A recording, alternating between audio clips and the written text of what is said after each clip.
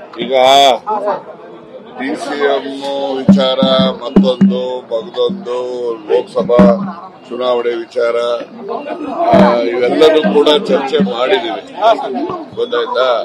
ಅದರಿಂದ ಡಿಸಿಎಂ ಮಾಡಬಾರ್ದು ಅನ್ನೋದಕ್ಕೆ ಯಾರಾದ್ರೂ ಕೂಡ ಶಿವಕುಮಾರ್ ವಿರೋಧ ಇದ್ದಾರೆ ಅಂತ ಯಾರು ಏನ್ ತಿಳ್ಕೋಬೇಕಾಗಿಲ್ಲ. ನಿಮ್ಮ ಮಾಧ್ಯಮದಲ್ಲಿ ಬರೋ ರೀತಿ ಶಿವಕುಮಾರ್ ಅವ್ರ ವಿರೋಧ ಇದ್ದಾರೆ ಡಿಸಿಎಂ ಮಾಡ್ಲಿಕ್ಕೆ, ನಾವು ಮಾತ್ರ ಅವ್ರ ವಿರೋಧವಾಗಿ ಯಾರೋ ಹೇಳ್ಕೊಟ್ಟು ನಮ್ ಕೈಲಿ ಹೇಳಿಸ್ತಾರೆ ನಿಮಗೆ, ಈ ರೀತಿ ಎಲ್ಲ ಊಹಾಪೋಹಗಳಿಗೆ ಅವೆಲ್ಲ ಸತ್ಯಕ್ಕೆ ದೂರವಾಗಿರ್ತಕ್ಕಂಥದ್ದು.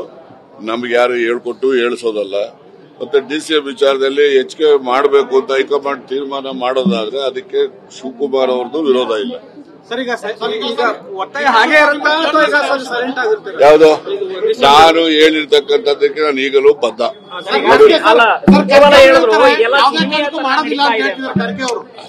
ಯಾವುದೇ ಇಲ್ಲ, ಇನ್ನು ಪ್ರಸ್ತಾವ ನಮ್ಮ ಗಮನಕ್ಕೆ ಬಂದಿಲ್ಲ ಅಂತ ಹೇಳಿದ್ದಾರೆ ಹೊರತು ಮಾಡಲ್ಲ ಅಂತ ಹೇಳಿದ್ದಾರೆ.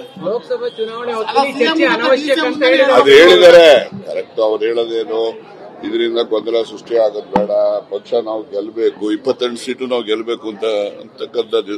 ನಿಂತ್ಕೊಂಡ್ರೆ ಹಿಂದಕ್ಕೆ ಎಲ್ಲೂ ಹೋಗಲ್ಲ. ಬರ್ರಿ ನೀವು ಶಾಸಕರು ಬರ್ರಿ.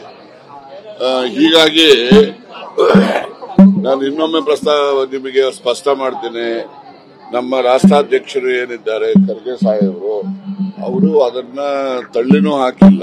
ಈ ಸಮಯದಲ್ಲಿ ಗೊಂದಲ ಮಾಡಬಾರದು ಅಂತಕ್ಕಂಥದ್ದಿದೆ. ಮತ್ತೆ ಅವರಿಗೆ ಈ ಪ್ರಸ್ತಾವ ನಮ್ ಗಮನಕ್ಕೆ ಬಂದಿಲ್ಲ ಅಂತ ಹೇಳಿದ್ರೆ ಇರ್ಬೋದು, ನಾವಿನ್ನೂ ಅವ್ರ ಗಮನಕ್ಕೆ ತಗೊಂಡೋಗಿಲ್ಲ.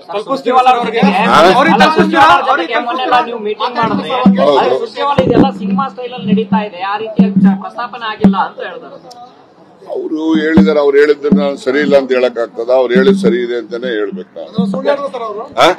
ನಾನು ಹೇಳದಂಗಂತ ಅಲ್ಲಪ್ಪ, ಅವ್ರು ಹೇಳಿದ ಮೇಲೆ ಅದು ಅಂತಿಮ.